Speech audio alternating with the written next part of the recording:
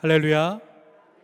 이 시간 함께 말씀을 나눌 때에 하나님께서 주시는 형통의 은혜가 이곳에 가득하기를 주님의 이름으로 축복합니다. 우리 교회는 여름을 맞이해서 그리스도인과 형통이라는 주제로 말씀을 나누고 있습니다. 오늘은 그의 두 번째 시간으로 형통을 여는 입술이라는 제목으로 말씀을 나누고자 합니다. 우리 시간에 우리 입술을 열어서 우리 옆 사람하고 다시 인사해 봅시다. 당신이 있어 행복합니다. 같이 인사할까요? 당신에게 하나님의 형통이 있습니다. 우리 앞에 보고 저를 한번 따라해 봅시다. 나도 하나님의 형통이 있습니다. 아멘. 아멘 하시죠? 여러분 혹시 지난주 말씀을 기억하십니까? 지난주에는 믿기만 하라라는 제목으로 누가복음의 말씀을 통해서 함께 말씀을 나누었습니다. 나의 모든 것을 다 내려놓고 주님께 매달리는 필사적인 믿음, 그리고 포기하지 않는 믿음이 우리가 살아갈 때 형통을 여는 그 열쇠다라는 말씀을 나누었습니다. 그리고 오늘은 두 번째로 형통을 여는 입술, 우리 그리스도인들이 가진 그 말의 권능에 대해서 함께 말씀을 나누면서 형통을 열어가 보고자 합니다. 오늘 본문인 야고보서는 초대교회를 향한 그 말씀입니다. 보통 신약 성서의 서신들을 보면요, 전체 교회를 향해 있고 초대교회를 향한 메시지를 보통 담고 있지만 야고보서는 특별히 초대교회 안에 있는 그 전체 교인들이 아니라 유대인 성도들을 향해 초점을 맞추고 있습니다. 야고보서가 기록된 시대는 초대교회가 세워지고 복음이 급속히 퍼지던 매우 격동적인 시기였습니다. 예수님의 부활과 승천 이후에 오순절 성령 강림을 통해 시작된 교회는 예루살렘을 중심으로 빠르게 확장되었고 유대인과 헬라파 유대인들이 함께 예수를 주로 고백하며 공동체를 이루고 그리고 이방인들에게까지 복음이 전파되기를 시작을 했습니다. 그러나 교회가 확장하는 것은 너무나 좋은 일이죠. 그런데 다양한 배경을 가진 사람들이 모였고 그로 인해서 서로 다른 문화와 관점을 통해서 충돌하는 문제가 발생하기를 시작을 했다라는 겁니다. 그 중에 가장 큰 문제는 초대교회 안에 있던 유대인 성도들이 가지고 있던 옛 유대교 관습에서 그 생각에서 벗어나지 못하는 것에 있었습니다. 그들의 문제를 한마디로 정의하자면 말뿐인 신앙이었습니다. 그들은 말뿐인 신앙, 말로는 믿음을 고백하지만 삶에서는 아무런 믿음의 행함이 없는 그런 신앙을 가지고 있었다라는 겁니다. 그래서 야고보는요 1장 26절에 이렇게 말을 합니다. 누구든지 스스로 경건하다 생각하면 자기 혀를 재갈 물리지 아니하고 자기 마음을 속이면 이 사람의 경건은 헛것이라 라고 말합니다. 이 말씀을요 현대인의 성경에서는 이렇게 번역합니다. 누구든지 믿는다고 하면서도 함부로 말을 내뱉으면 자기를 속이는 것이며 그의 믿음도 가치가 없습니다 라고 번역을 합니다. 그리고 뿐만 아니라 야고보는 2장 16절과 17절에서도 이렇게 말합니다. 내 형제들아, 만일 사람이 믿음이 있노라 하고 행함이 없으면 무슨 유익이 있으리요? 그 믿음이 능히 자기를 구원하겠느냐?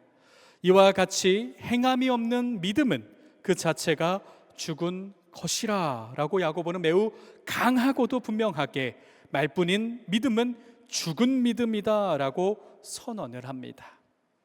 유대인들은요, 그 초대교회 안에 있던 처음 믿은 유대인들은요 복음을 받았습니다. 예수님을 믿었죠. 그러나 여전히 이전의 모습들, 말로만 경건을 외치고 말로만 믿음을 고백하고 살아가고 있었던 것입니다. 믿음과 행함 모두 소홀히 여기고 올바른 믿음의 모범을 세우지 못한 채 그로 인해 하나님의 뜻을 분별하지 못하는 상태에 빠져 있었기 때문에 야고보는 이 서신을 통하여서 그들의 참된 믿음의 삶으로 살아갈 것을 촉구하며 이 서신을 기록한 것입니다. 야고보는 유대인 성도들에게 참된 믿음은 반드시 행함으로 나타나야 한다, 그 조화가 이루어져야 한다라고 말씀을 하면서 하나님의 길, 하나님의 형통함의 이루심의 길이 열리는 것이 바로 그의 시작이다라는 것을 가르치고자 했습니다. 그리고 그러한 믿음의 행함 가운데서도 오늘 본문인 야고보서 3장은 특별히 한 가지 주제에 초점을 맞추고 있습니다. 그것은 바로 말, 입술의 행위입니다. 그렇다면 여러분, 그리스도인에게 있어서 이 입술의 행위, 말이라는 것은 어떤 의미가 있을까요? 그리고 우리는 어떻게 말해야 그리스도인답게 믿음의 말을, 언어를 사용할 수 있을까요? 여러분은 여러분 삶의 자리에서 어떤 말을 주로 사용하십니까? 누구나 자주 쓰는 표현이 있고 익숙한 말투가 있습니다. 저 또한 자주 사용하는 단어들과 표현들이 있죠. 여러분들은 어떠신가요? 우리 지난 한 주간을 한번 돌아볼까요? 한 주간을 돌아보면서 제가 3가지 질문을 드릴 텐데 내 말이 어떠했는가 한번 돌아보시길 바랍니다. 첫 번째, 나의 말은 부정적이었는가 긍정적이었는가? 두 번째, 나의 말을 다른 사람에게 기쁨인가 마음을 상하게 하는 말인가? 그리고 세 번째로, 나의 말을 예수님께서 들으신다라고 할 때 무엇이라 말씀하실까? 마음으로 한번 대답해 보시길 바랍니다. 야고보는 오늘 본문에서 단호하게 말합니다. 샘이 한 구멍으로 어찌 단물과 쓴물을 내겠느냐라고 말하면서 찬양과 저주가 한 입에서 나올 수 없다라는 말씀으로 강조를 합니다. 여러분, 입술은 곧 신앙의 거울입니다. 우리의 말 속에는 믿음이 담기고 마음이 드러납니다. 찬양과 저주, 축복과 원망이 한 입에서 나올 수는 없습니다. 말은 의사소통의 그 도구를 넘어서, 기능을 넘어서 우리의 이 믿음을 드러내는 통로이며 하나님의 형통을 여는 열쇠가 되며 하나님의 생명으로 인도하는 그 길이 된다라는 사실을 기억하시기를 바랍니다. 여러분, 그렇다면 정말로 우리가 어떤 말을 해야 할까요? 우리가 어떻게 말을 해야 할까요? 오늘은 이 말씀을 통해서 하나님이 기뻐하시는 말의 시작과 그의 능력, 그리고 형통을 여는 입술의 삶에 대해서 함께 나누어 보고자 합니다. 첫 번째로 여러분 기억해야 될 것은 우리의 입술이 가진 권능을 우리가 두려워할 때에 비로소 올바른 말을 할 수 있다라는 사실입니다. 말의 권능을 두려워한다라는 것은 그 말의 무게를 알고 함부로 내뱉지 않는 말의 태도입니다. 즉, 내 입술에 담긴 권능을 제대로 바라볼 때에, 하나님께서 주신 나의 입의 권능을 올바르게 바라볼 때에, 그때에 우리가 올바른 말을 할 수 있다라는 사실입니다. 사랑하는 여러분, 우리의 입술은요, 단순한 말을 하는 기능을 넘어서 하나님의 큰 권능이 담겨 있다라는 사실을 기억하시기를 바랍니다. 1절에 이렇게 기록합니다. 내 형제들아, 너희가 선생된 우리가 더 심판을 받을 줄 알고 선생이 많이 되지 말라라고 야고보는 1절에 말의 권능을 말하면서 선생이 되지 말라라고 첫 번째로 강조를 합니다. 왜일까요? 선생이란 곧 말로 가르치는 자이며 그의 말의 무게는 생명에 대한 큰 책임이 따르기 때문입니다. 우리 교회는 교회 학교가 있습니다. 우리 교육부장님도 새롭게 세워졌고요. 또 매주 함께 드리고 예배에 아이들을 데리고 오면서 참석하는 성도님도 계십니다. 분명 이 중에는, 여러분 중에는 이렇게 교육부를 담당했던 분들도 있을 겁니다. 제가 여기 와서 교육부를 처음 세울 때에 예배의 방향을 정하고 그리고 예배 처소를 준비를 했습니다. 예배를 준비하면서 예배를 드릴 수 있는 공간, 우리 교육관에 뭔가 많이 있었잖아요. 그래서 그것을 비우고, 그리고 이렇게 구석에 프로젝터가 있더라고요. 프로젝터를 찾아내서 달고 음향을 다 닦아갖고 점검을 하고 설치를 하고 그리고 예배 드릴 준비를 다 했습니다. 그런데 한 가지 걱정이 있었어요. 그것은 뭐냐면 당장 예배드릴 아이들이 저의 아들들인 시하와 다마밖에 없었다라는 겁니다. 그래도 저희 아내랑 같이 이야기하는 게 너무나 감사했던 것이, 그래도 2명이면 어때? 예배 시작하면 되지. 2명이면 어때? 벌써 200% 성장이네 하면서 웃으면서 예배를 준비했습니다. 그렇게 예배를 시작하는데 당연하게도 첫날 예배를 준비하면서 나와 보니까 저희 아들들 2명이 앉아 있었습니다. 아, 이제 예배 드려야 되겠구나. 그런데 2명이 더 와요. 그리고 또 지나 보니까 3명이 더 오는 거였습니다. 그래서 지금은 평균 9명에서 10명의 아이들이 계속 예배를 꾸준하게 드리고 있습니다. 이는 하나님의 은혜입니다. 우리 교육부의 특징은 연령대가 다양하다라는 것인데, 그래서 또 걱정이었죠. 어떻게 같이 예배를 드릴 수 있을까? 5살부터 중학생까지 있거든요. 함께 예배를 드립니다. 수준 차이가 나죠. 어떻게 예배 드릴까 걱정이 많았지만 요즘에 예배를 드려보면요, 오히려 아이들이 더 열심히, 큰 아이들이 율동을 하고 예배에 참여하고 있다라는 사실입니다. 이 모든 변화의 배경은요, 하나님께서 이루신 것도 분명하게 중심에 자리 잡고 있지만 바로 성도님들의 기도와 믿음의 본이 있었다라는 것을 여러분 기억하시기를 바랍니다. 늘 같은 자리에 앉아 기도해 주시고, 아이들이 올 때마다 때로는 간식을 주시고 반갑게 인사해 주시는, 그리고 아이들과 같이 예배를 드리며 찬양하는 그 모습, 말씀에 아멘으로 화답해 주시는 그 모든 모습이 아이들에게는 살아있는 신앙의 교육이며 눈에 보이지 않는 복음의 역사가 되었다라는 사실입니다. 여러분의 말 한마디, 한 기도, 한 예배가 다음 세대의 믿음을 세워가고 있다는 사실을 결코 잊지 말아야 합니다. 그런데 만일 우리의 믿음이 아무런 교육부 아이들에게도 관심이 없고, 아이들의 기도도 하지 않고, 와도 반갑게 인사도 않고, 함께 예배를 드리면서도 다른 모습을 갖고 있다라면 어떻게 될까요? 그 모습 그대로 아이들의 기준이 되고 때로는 판단과 정죄와 잣대가 될 수도 있습니다. 그래서 더욱 두려운 마음으로 하나님 앞에 서야 되고, 그리고 그렇기 때문에 야고보는요, 이러한 모습들이 있었기 때문에 선생이 되지 말라라고 경고하고 있는 것입니다. 당시 초대교회 안에 있는 유대인 성도들은요, 아직 신앙이 정립되지 않았음에도 불구하고 잘못된 믿음의 기준으로 다른 사람들을 판단하고 가르치는 모습이 있었습니다. 그렇기 때문에 그 말에 이 교회가 흔들릴 위기까지 있었던 것입니다. 그래서 야고보는요, 말의 권능이 얼마나 크고 무서운지를 가장 먼저 가르치고 있는 것입니다. 여러분의 입술에 담긴 말의 권능은 하나님께 주신 권능이니 기억하시기를 바랍니다라고 분명하게 말하고 있습니다. 그리고 말의 권능을요, 이제는 야고보는 쭉 설명을 합니다. 그리고 첫 번째로는 말을 동물의 말로 비유를 합니다. 3절에 이렇게 기록하죠. 우리가 말들의 입에 재갈을 물리는 것은 우리에게 순종하려고 그 온몸을 제어하는 것이라 라고 말씀을 합니다. 재갈은 무엇입니까? 고삐와 연결돼서 말을 제어하는 도구입니다. 그 재갈 하나로 수백 킬로그램의 동물을 다스릴 수 있는 것처럼 우리의 입에 달린 말 한마디가, 입술의 그 말 한마디가 인생 전체의 방향을 결정짓기도 한다라는 겁니다. 그리고 야고보는요, 두 번째로 배를 움직이는 배의 키의 역할로 비유를 합니다. 4절에 또 배를 보라, 그렇게 크고 광풍에 밀려가는 것들을 지극히 작은 키로서 사공의 뜻대로 운행을 하나니라고 기록합니다. 어떤 종류의 배든지 상관이 없습니다. 우리 세계에서 가장 큰 배는 380m나 된다라고 합니다.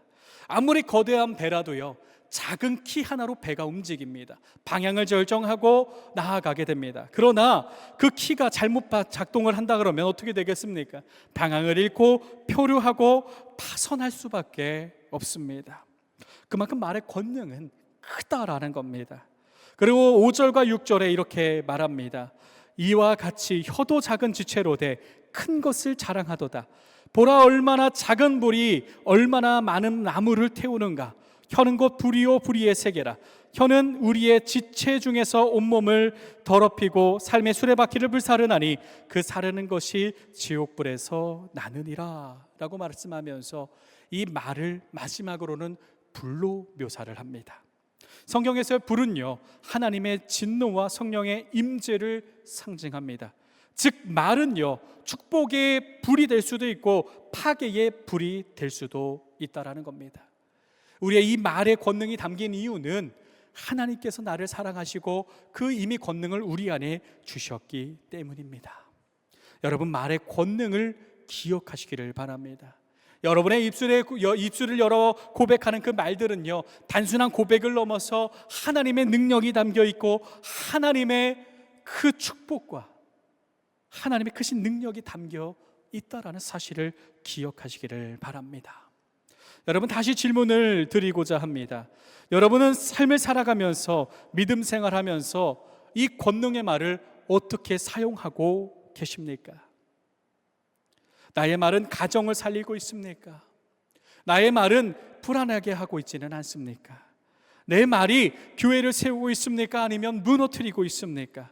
내 말이 함께 복음을 나누고 있습니까? 그 말의 권능이 어떻게 사용이 되고 있습니까? 여러분, 말이 곧 믿음이고 말이 곧 삶이며 입술의 고백이 하나님의 능력임을 기억하시기를 바랍니다.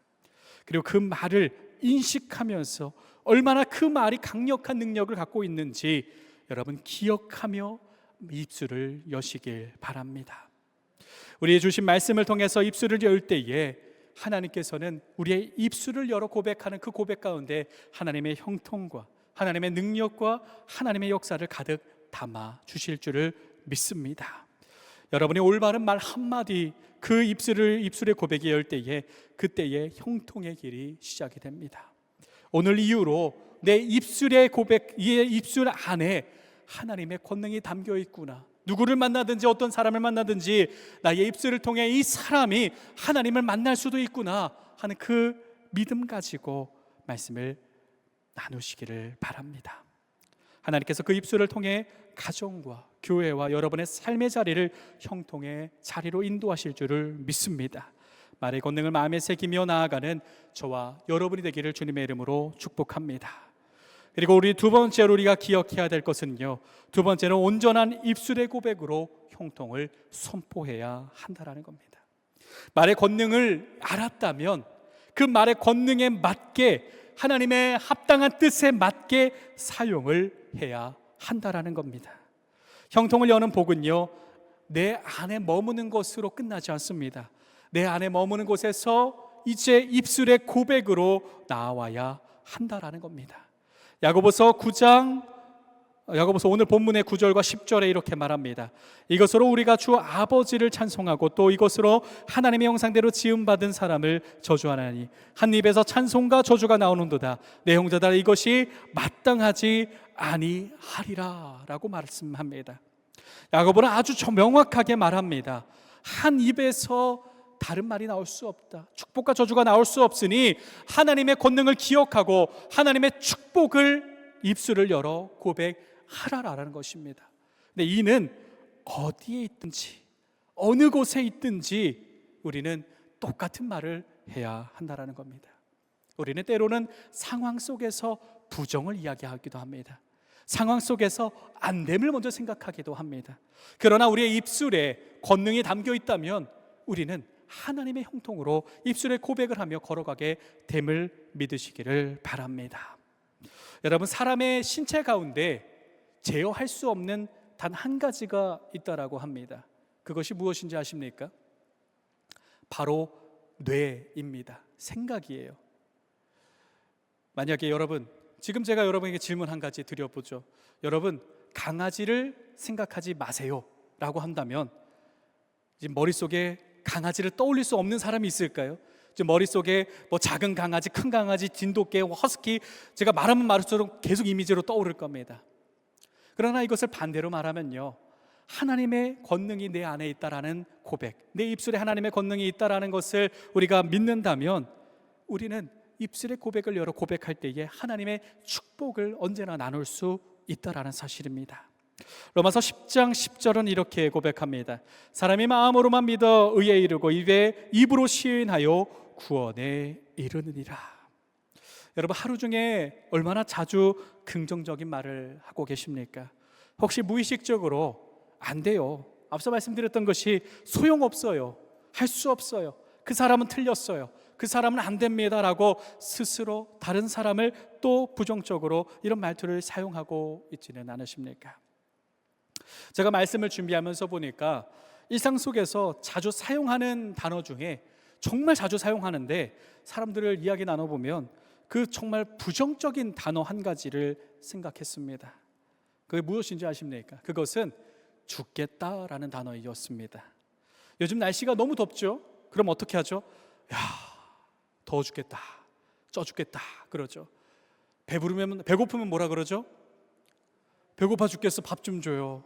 배부르면 뭐죠? 배불러 죽겠다 그러죠. 추우면 뭐라 그러죠? 추워 죽겠다 그래요. 시원하면 야, 이게 찬물, 야, 이게 머리가 아파 죽겠다 그러고 시원해 죽겠다 그러고, 이 죽겠다라는 표현이 너무나 많더라고요. 저도 무의식적으로 많이 사용하고 있더라고요.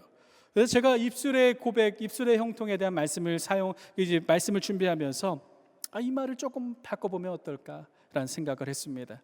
죽겠다를 살겠다와 감사하다로 바꾸면 어떻게 될까? 죽겠다를 살겠다와 감사하다. 우리 특별히 감사하다로 한번 바꿔볼까요? 더우면 어떠죠? 더워서 감사하다. 추우면 어떠죠? 추우면 추워서 감사하다. 피곤할 때에도 피곤하지만 그래도 감사하다. 배고플 땐 배고파서 감사하고, 배부르면 배고파서 배불러서 감사하고. 이 감사하다라는 단어로 바뀌니까요, 그 말의 방향성의 입술의 고백이 완전히 바뀐다라는 겁니다. 단순한 말 한마디의 전환이지만 그 말에 담긴 마음과 믿음은요, 부정해서 감사로, 하나님의 권능과 축복이 담긴 찬양으로 바뀌게 됩니다. 여러분, 말씀을 마음에 담고 입술로 형통을 선포하시기를 바랍니다. 나는 하나님의 자녀입니다. 하나님은 오늘도 나에게 말씀하십니다. 하나님은 오늘도 나에게 말씀을 허락하셨고, 내가 입술을 열어 하나님의 축복을 나누는 말씀을 허락하시고 말씀하게 하셨습니다. 나의 입술은 하나님의 기적이자 하나님의 응답이자 하나님의 축복입니다. 여러분, 이 시간 믿음의 고백이, 여러분의 입술을 열어 하나님께 향한 그 고백이 삶의 방향을 바꾸는 열쇠가 될 줄을 믿습니다. 예수님께서 마가복음에 이렇게 말씀을 하십니다. 누구든지 이 산더러 들리어 바다에 던지라 하면 그 말하는 것이 이루어질 줄 믿고 마음에 의심하지 아니하면 그대로 되리라. 아멘. 어떤 분들은 말하죠. 현실이 너무 힘든데 어떻게 그런 말을 합니까? 여러분, 그럼에도 불구하고 감사를 외치시길 바랍니다. 내 안에, 내 입술에 담긴 권능을 선포하시기를 바랍니다. 우리는 현실을 따르는 사람이 아니라 말씀을 따르는 사람입니다. 우리는 현실의 상황을 따르는 것이 아니라 하나님의 인도하심을 따르는 사람입니다.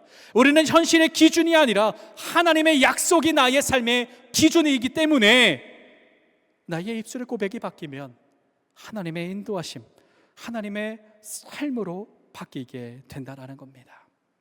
입술의 고백은 하나님의 능력을 움직이는 믿음의 통로임을 믿으시기를 바랍니다. 그렇게 우리의 입술을 열어 늘 하나님께서 나의 길을, 나의 축복의 길을 여신다. 나는 주님 뜻대로 형통할 것이다. 너는 하나님의 사랑이다. 너는 하나님의 축복을 나누는 하나님의 축복된 사람이다. 이 고백을 늘 날마다 하시기를 바랍니다. 우리가 믿음으로 고백할 때에 하나님께서는 그 입술의 고백이 삶의 실체로 복음의 문을 여시고 복의 문을 여시며 형통의 길로 인도하실 줄을 믿습니다. 예배 중에 우리가 늘 고백하고 있죠. 당신은 형통합니다. 나도 형통합니다. 우리도 형통합니다. 우리 교회는 형통합니다. 당신은 하나님의 사람입니다. 나도 하나님의 사람입니다.